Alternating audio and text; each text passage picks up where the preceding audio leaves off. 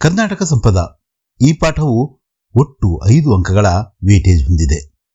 1 ಅಂಕದ ಒಂದು ಪ್ರಶ್ನೆ ಮತ್ತು 4 ಅಂಕಗಳ ಮತ್ತೊಂದು ಪ್ರಶ್ನೆ ಬರಬಹುದು.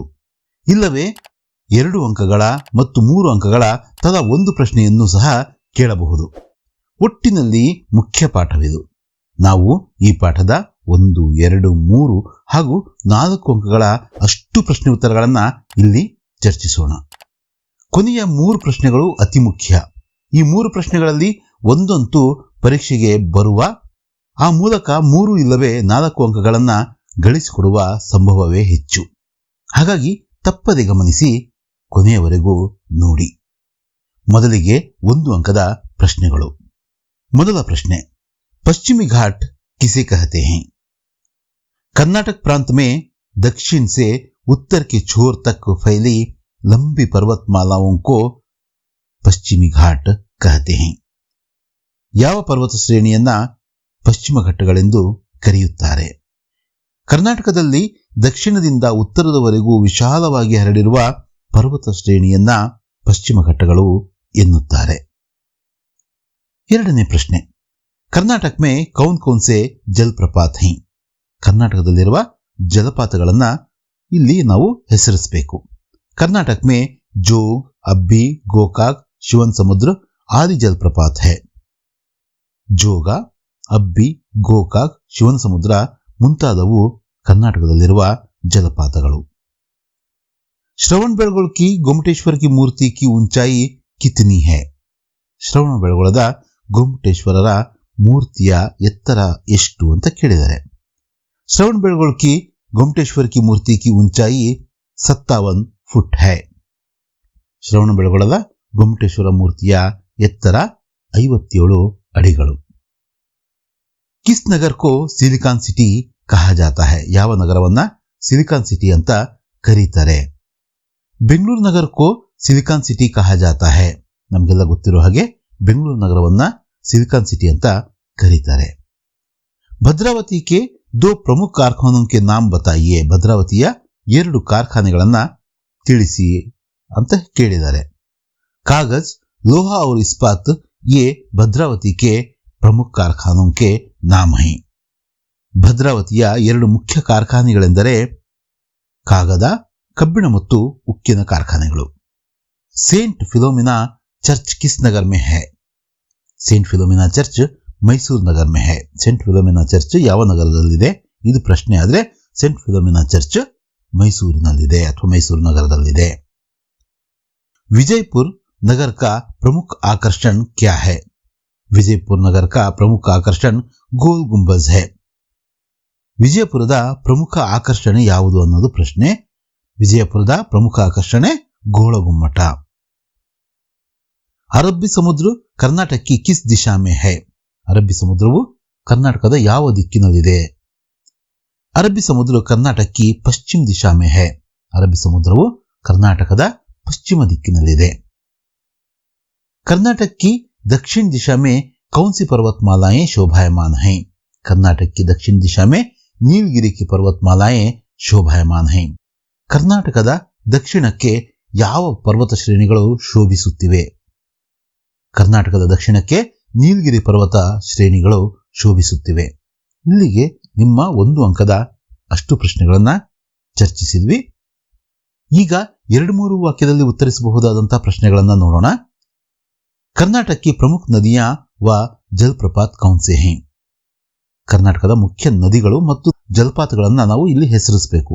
ಕಾವೇರಿ, ಕೃಷ್ಣ, ತುಂಗಭದ್ರ आदि कर्नाटक की प्रमुख नदियां हैं. जोग, अब्बी, गोकाक, शिवन समुद्र आदि यहाँ के जलप्रपात हैं. ಕಾವೇರಿ, ಕೃಷ್ಣ, ತುಂಗಭದ್ರೆ ಮುಂತಾದವು ಕರ್ನಾಟಕದ ಮುಖ್ಯ ನದಿಗಳು. ಜೋಗ, ಅಬ್ಬಿ, ಗೋಕಾಕ್, ಶಿವನ ಸಮುದ್ರ ಇನ್ನು ಮುಂತಾದವು ಇಲ್ಲಿನ ಪ್ರಮುಖ ಜಲಪಾತಗಳು.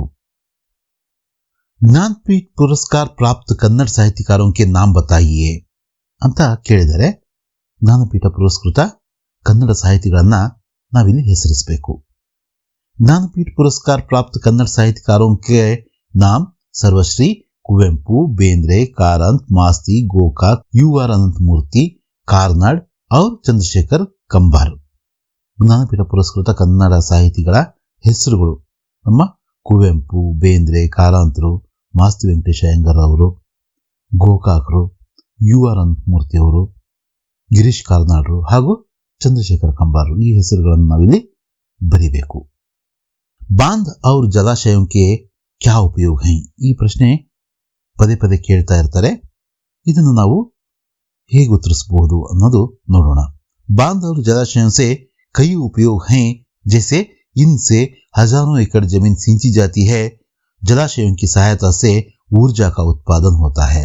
ಜಲಾಶಯಗಳಿಂದಾಗುವ ಉಪಯೋಗಗಳೇನು ಅನ್ನೋದು ಪ್ರಶ್ನೆ ಆದರೆ ಇದಕ್ಕೆ ಉತ್ತರ ಜಲಾಶಯಗಳಿಂದ ಅನೇಕ ಉಪಯೋಗಗಳಿವೆ. ಇವುಗಳಿಂದ ಸಾವಿರಾರು ಎಕರೆಗೆ ನೀರುಣಿಸಲಾಗುತ್ತದೆ. ಇವು ವಿದ್ಯುತ್ತನ್ನು ಸಹ ಉತ್ಪಾದಿಸಲು ಸಹಕಾರಿಯಾಗಿವೆ. कर्नाटक के कुछ प्रमुख राजवंशों के नाम लिखिए. ಕರ್ನಾಟಕದ ಪ್ರಮುಖ ರಾಜವಂಶಗಳನ್ನು ನಾವಿಲ್ಲಿ ಹೆಸರಿಸಬೇಕು. ಗಂಗಾ, ಕದಂಬ, राष्ट्रकूट, चालुक्य, ಹೊಯ್ಸಳ, ಒಡೆಯರ್ आदि कर्नाटक के कुछ प्रमुख राजवंशों के नाम हैं. ಗಂಗರು, ಕದಂಬರು, ರಾಷ್ಟ್ರಕೂಟರು, ಚಾಳುಕ್ಯರು, ಹೊಯ್ಸಳರು, ಒಡೆಯರ್ರವರು ಮುಂತಾದವು ಕರ್ನಾಟಕದ ಪ್ರಮುಖ ರಾಜವಂಶಗಳು. ಬೆಂಗಳೂರು में कौन कौन सी ಬೃಹತ್ ಸಂಸ್ಥಾएं हैं? ಕರ್ನಾಟಕದಲ್ಲಿರುವ ಮುಖ್ಯ ಸಂಸ್ಥೆಗಳು ಯಾವುವು ಅಂತ ಕೇಳಿದರೆ ಬೆಂಗಳೂರು में प्रसिद्ध भारतीय विज्ञान संस्थान, HAL, HMT, ITI, BHEL, BEL आदि ಬೃಹತ್ ಸಂಸ್ಥಾएं हैं. ಬೆಂಗಳೂರಿನಲ್ಲಿರುವ ಮುಖ್ಯ ಸಂಸ್ಥೆಗಳು ಅಂದರೆ HAL, HMT, ITI, BHEL, BEL ಇನ್ನು ಮುಂತಾದವು ವಿವಿಧ ಸಂಸ್ಥೆಗಳಿದ್ದಾವೆ. ಅವನ್ನು ನಾವಿಲ್ಲಿ ಹೆಸರಿಸಿದ್ದೇವೆ. ಈಗ ಅತಿ ಮುಖ್ಯವಾದಂತಹ ಪ್ರಶ್ನೆ ಉತ್ತರಗಳನ್ನು ನಾವೀಗ ಚರ್ಚೆ ಮಾಡೋದಕ್ಕೆ ಹೊರಟಿದ್ದೀವಿ. ಇವನ್ನ 3 ಅಥವಾ 4 ಅಂಕಗಳಿಗೆ ಕೇಳ್ತಾರೆ. 3 ಪ್ರಶ್ನೆಗಳಿದ್ದಾವೆ. ಇವನ್ನ ಬಹಳ ಸರಳವಾಗಿ ನಾವು ಹೇಗೆ ಬರಿಬೇಕು ಅನ್ನೋದನ್ನು ನೋಡೋಣ. ಮತ್ತೆ ಈ ಪ್ರಶ್ನೆಗಳು ಪರೀಕ್ಷಾ ದೃಷ್ಟಿಯಿಂದ ಬಹಳ ಮುಖ್ಯ ಆಗ್ತವೆ. ತಪ್ಪದೆ ನೀವು ಇವನ್ನ ಅಭ್ಯಾಸ ಮಾಡಬೇಕು. ಕರ್ನಾಟಕಕ್ಕೆ ಪ್ರಾಕೃತಿಕ ಸೌಂದರ್ಯ का वर्णन कीजिए. ಕರ್ನಾಟಕದ ಪ್ರಕೃತಿ ಸೌಂದರ್ಯವನ್ನು ಕುರಿತು ಬರೆಯಿರಿ ಅಂತ ಕೇಳಿದ್ದಾರೆ. कर्नाटक के प्राकृतिक सौंदर्य नयन मनोहर है. दक्षिण दिशा में नीलगिरी की पर्वतमालाएं शोभायमान हैं. अरबी समुद्र पश्चिम दिशा में है. कावेरी, कृष्णा, तुंगभद्रा आदि कर्नाटक की प्रमुख नदियां हैं. जोग, अब्बी, गोकाक, शिवन समुद्र आदि यहाँ के जलप्रपात हैं. दक्षिण से उत्तर की छोर तक फैली लंबी पर्वतमालाओं को पश्चिमी घाट कहते हैं. इन्हीं घाटों के कुछ भाग सह्याद्री कहलाता है. ನಾವು ಈಗಾಗಲೇ 1 ಮತ್ತು 2 ಅಂಕಗಳಲ್ಲಿ ಉತ್ತರಿಸತಕ್ಕಂಥ ಅನೇಕ ಪ್ರಶ್ನೆಗಳ ಉತ್ತರಗಳನ್ನು ಸೇರಿಸಿ ಈ ಒಂದು ಉತ್ತರವನ್ನು ತಯಾರಿಸಲಾಗಿದೆ. ಉದ್ದೇಶಪೂರ್ವಕವಾಗಿಯೇ ಈ ರೀತಿ ನಾವು ಮಾಡಿದ್ದೀವಿ. ನಿಮಗೆ ನಾಳೆನ ಪರೀಕ್ಷೆಯಲ್ಲಿ ಈಸಿಯಾಗಿ ಇವನ್ನ ಬರೆಯೋದಕ್ಕೆ ಅವಕಾಶ ಆಗಲಿ ಅಂತ. ಕರ್ನಾಟಕದ ಪ್ರಕೃತಿ ಸೌಂದರ್ಯವು ಸುಂದರವಾಗಿದೆ. ದಕ್ಷಿಣದಲ್ಲಿ ನೀಲಗಿರಿ ಘಟ್ಟಗಳಿವೆ. ಅರಬ್ಬಿ ಸಮುದ್ರವು ಪಶ್ಚಿಮದಲ್ಲಿದೆ. ಕಾವೇರಿ, ಕೃಷ್ಣ, ತುಂಗಭದ್ರೆ ಮುಂತಾದವು ಕರ್ನಾಟಕದ ಪ್ರಮುಖ ನದಿಗಳಾದರೆ ಜೋಗ, ಅಬ್ಬಿ, ಗೋಕಾಕು, ಶಿವನ ಸಮುದ್ರ ಇಲ್ಲಿಯ ಜಲಪಾತಗಳು. ದಕ್ಷಿಣದಿಂದ ಉತ್ತರದೆಡೆಗೆ ಪಶ್ಚಿಮ ಘಟ್ಟಗಳು ಹರಡಿವೆ. ಈ ಘಟ್ಟಗಳ ಕೆಲವು ಭಾಗವನ್ನ ನಾವು ಸಹ್ಯಾದ್ರಿ ಅಂತ ಕೂಡ ಕರಿತೀವಿ. ಇಷ್ಟನ್ನು ನಾವು ಬರೀಬೇಕಾಗುತ್ತೆ ಈ ಪ್ರಶ್ನೆಗೆ ಉತ್ತರವಾಗಿ. ಕರ್ನಾಟಕ ಕಿ ಶಿಲ್ಪಕಲಾ ಕಾ ಪರಿಚಯ ದೀಜಿಯೇ. ಕರ್ನಾಟಕದ ಶಿಲ್ಪಕಲೆಯನ್ನ ಪರಿಚಯಿಸಿ ಅನ್ನೋದು ನಿಮ್ಮ 2ನೆಯ ಪ್ರಶ್ನೆ. कर्नाटक की शिल्पकला अनोखी है. बादामी, ऐहोले, पट्टदकल्लू में जो मंदिर हैं उनकी शिल्पकला और वास्तु अद्भुत है. बेलूरू, हड़ेबीडू, सोमनाथपुर के मंदिर में जो मूर्तियां हैं वे सजीव लगती हैं. ये हमें पुराणों की कहानियां सुनाती हैं. श्रवण बेळगोळ में 57 फुट ऊंची गोमटेश्वर की मूर्ति है और विजयपुर में गोल गुंबज है. ಕರ್ನಾಟಕದ ಶಿಲ್ಪಕಲೆ ಅನನ್ಯವಾದದ್ದು. ಬಾದಾಮಿ, ಐಹೊಳೆ, ಪಟ್ಟದಕಲ್ಲುಗಳಲ್ಲಿರುವ ಮಂದಿರಗಳ ವಾಸ್ತು ಹಾಗೂ ಶಿಲ್ಪಕಲೆಯು ವಿಶೇಷವಾದದ್ದು. ಬೇಲೂರು, ಹಳೇಬೀಡು, ಸೋಮನಾಥಪುರದ ಮೂರ್ತಿಗಳು ಜೀವಂತಿಕೆಯಿಂದ ಇರುವಂತೆ ತೋರುತ್ತವೆ. ಇವು ನಮಗೆ ಪುರಾಣದ ಪುಣ್ಯಕಥೆಗಳನ್ನು ತಿಳಿಸುತ್ತವೆ. ಶ್ರವಣ ಬೆಳಗೊಳದಲ್ಲಿ 57 ಅಡಿಗಳ ಗೊಮ್ಮಟೇಶ್ವರನ ಮೂರ್ತಿ ಹಾಗೂ ವಿಜಯಪುರದಲ್ಲಿ ಗೋಳಗುಮ್ಮಟವಿದೆ. ಇಷ್ಟನ್ನು ನಾವು ಬರೀಬೇಕು. 3ನೆಯ ಹಾಗೂ ಕೊನೆಯ ಪ್ರಶ್ನೆಯನ್ನು ನಾವು ಗಮನಿಸುವುದಾದರೆ कर्नाटक साहित्यकारों की कन्नड़ भाषा और संस्कृति को क्या देन है. ಕನ್ನಡ ಸಾಹಿತ್ಯಕ್ಕೆ ನಮ್ಮ ರಾಜ್ಯದ ಸಾಹಿತಿಗಳ ಕೊಡುಗೆ ಏನು ಅದನ್ನು ವಿವರಿಸಿ ಅನ್ನೋದು ಪ್ರಶ್ನೆ. कर्नाटक के अनेक साहित्यकारों ने कन्नड़ भाषा और संस्कृति की कीर्ति फैलाई है. वचनकारों ने समाज को सुधारा है. अनेक भक्त कवियों ने भक्ति, नीति, सदाचार के गीत गाए हैं. पंपा, रन्ना, पोन्ना आदि ने महान काव्यों की रचना की है.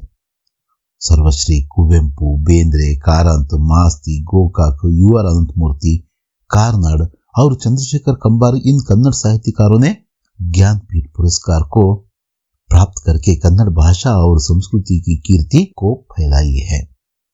ಸಂಕ್ಷಿಪ್ತವಾಗಿ ಇಷ್ಟನ್ನಾದರೂ ನಾವು ಬರಿಬೇಕಾಗುತ್ತೆ. ಕರ್ನಾಟಕ ರಾಜ್ಯದ ಅನೇಕ ಸಾಹಿತಿಗಳು ಕನ್ನಡ ಭಾಷೆ ಹಾಗೂ ಸಂಸ್ಕೃತಿಯ ಕೀರ್ತಿಯನ್ನ ವಿಶ್ವಾದ್ಯಂತ ಹರಡಿದ್ದಾರೆ. ವಚನಕಾರರು ಸಮಾಜವನ್ನ ಸುಧಾರಿಸಿದ್ದಾರೆ. ಅನೇಕ ಭಕ್ತ ಕವಿಗಳು ಭಕ್ತಿ, ನೀತಿ, ಸದಾಚಾರಗಳ ಗೀತೆಗಳನ್ನ ಹಾಡಿದ್ದಾರೆ. ಪಂಪ, ಪೊನ್ನ, ರನ್ನ, ಜನ್ನ ಮುಂತಾದ ಆದಿ ಕವಿಗಳು ಮಹಾನ್ ಕಾವ್ಯಗಳನ್ನು ರಚಿಸಿದ್ದಾರೆ. ಕುವೆಂಪು, ಬೇಂದ್ರೆ, ಕಾರಂತರು, ಮಾಸ್ತಿ ವೆಂಕಟೇಶ ಅಯ್ಯಂಗಾರ್ ಅವರು, ಗೋಕಾಕರು, ಯುವರ್ ಅನಂತಮೂರ್ತಿಯವರು, ಗಿರೀಶ್ ಕಾರ್ನಾಡರು ಮತ್ತು ಚಂದ್ರಶೇಖರ್ ಕಂಬಾರರು ಕನ್ನಡಕ್ಕೆ ಜ್ಞಾನಪೀಠವನ್ನು ತಂದುಕೊಟ್ಟಿದ್ದಾರೆ. ಇಷ್ಟನ್ನು ನಾವು ಬರೀಬೇಕಾಗುತ್ತೆ. ಪರೀಕ್ಷೆ ದೃಷ್ಟಿಯಿಂದ ತುಂಬ ಮುಖ್ಯವಾದಂತಹ ಪ್ರಶ್ನೆ ಇದು. ಒಟ್ಟಿನಲ್ಲಿ ಇವು ಈ ಪಾಠದ ಮುಖ್ಯ ಪ್ರಶ್ನೆ ಉತ್ತರಗಳು. ಮುಂದಿನ ವಿಡಿಯೋ ಪಾಠದಲ್ಲಿ ಮತ್ತೆ ಭೇಟಿಯಾಗೋಣ. ಧನ್ಯವಾದ.